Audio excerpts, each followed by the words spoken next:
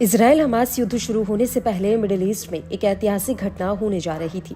वो ये थी कि सऊदी अरब और इजराइल के बीच अमेरिकी की मध्यस्थता में एक शांति समझौता होने जा रहा था और ऐसा माना जा रहा था कि सऊदी अरब इजराइल के साथ दोस्ताना रिश्ते कायम करके उसने पूर्ण मान्यता दे दी।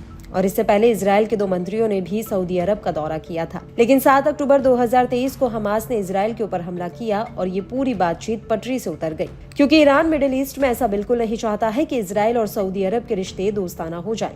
लेकिन अब इसी कड़ी में एक बहुत बड़ा खुलासा हुआ है। दरअसल न्यूज एजेंसी पॉलिटिको ने अपनी एक खबर में कहा है कि सऊदी के प्रिंस मोहम्मद बिन सलमान को इजराइल के साथ रिश्ते सामान्य करने की वजह से अपनी हत्या का डर सता रहा है।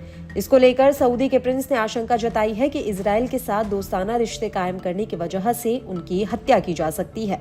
मोहम्मद बिन सलमान ने मिस्र के राष्ट्रपति अनवर सदत का उदाहरण देते हुए कहा कि 1981 में अनवर सादत ने इजराइल के साथ शांति समझौता किया था और इसके ठीक बाद इस्लामी चरमपंथियों ने उनकी हत्या कर दी थी और ठीक वैसे ही मेरी भी हत्या की जा सकती है।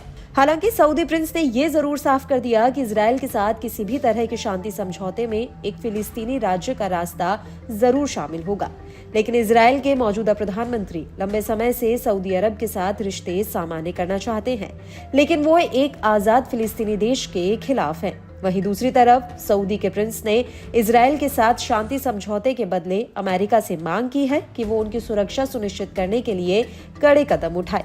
और फिलिस्तीनी राज्य को लेकर भी सऊदी प्रिंस ने गहरी चिंता जताई है। वहीं इस मामले से वाकिफ एक सूत्र का कहना है कि सऊदी प्रिंस ने इस बात को भली भांति जाहिर किया है कि वे सऊदी और मिडिल ईस्ट की जनता फिलिस्तीन के मौजूदा हालातों को लेकर गहरी चिंता में है। सऊदी प्रिंस ने कथित रूप से ये धमकी तक दी है कि अगर वो इलाके के सामने सबसे जरूरी न्याय के मुद्दे को हल नहीं कर पाए तो वो इस्लाम के पवित्र स्थलों के संरक्षक के रूप में अपनी भूमिका से इस्तीफा दे देंगे। वहीं अमेरिकी कांग्रेस का कहना है कि नवंबर 2024 से पहले इजराइल और सऊदी अरब के बीच शांति समझौते की संभावना काफी कम है। हालांकि सऊदी प्रिंस अमेरिकी राजनयिकों पर दबाव डाल रहे हैं कि वो इजराइल के ऊपर सऊदी द्वारा भेजे गए प्रस्ताव को स्वीकार करने का दबाव डालें।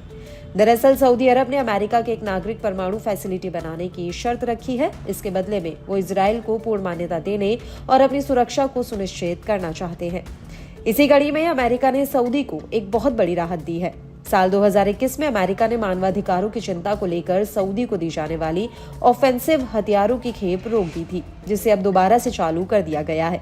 खुद अमेरिकी राष्ट्रपति भवन व्हाइट हाउस ने इस बात की जानकारी दी है कि सऊदी को इन हथियारों की खेप अब दोबारा शुरू कर दी गई है।